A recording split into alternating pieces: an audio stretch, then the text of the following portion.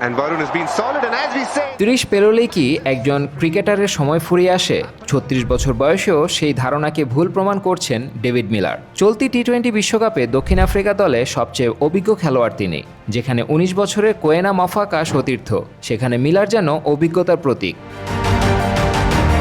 ক্রিকবাজকে দেওয়া সাক্ষাৎকারে হেসেই বলেছেন, নিজেকে 36 মনে হয় না, তবে মাঝে মাঝে 56 বছরের মতো ক্লান্ত লাগে। জানুয়ারিতে এসএ টি-20তে পাওয়া চোট ছিল তার জন্য সতর্কবার্তা। বুঝেছেন, এই বয়সে খেলতে হলে শরীরের যত্ন আর ফিটনেসই প্রধান অস্ত্র।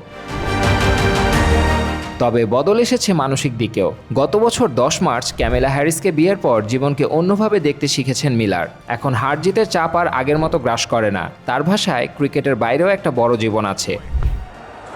and Varun has been এই মানসিক দৃঢ়তাই দেখা গেছে ভারতের বিপক্ষে সুপার 8 ম্যাচে। 35 বলে 63 রানের বিধ্বংসী ইনিংসে দলকে এনে দেন 76 রানের জয়। যদিও 2024 টি-20 বিশ্বকাপ ফাইনালের আক্ষেপ এখনও তাড়া করে। শেষ ওভারে আউট হয়ে স্বপ্নভঙ্গ হয়েছিল। কঠিন সেই রাতে পাশে ছিলেন স্ত্রী। এখন তার সবচেয়ে বড় প্রেরণা ছেলে বেঞ্জামিন।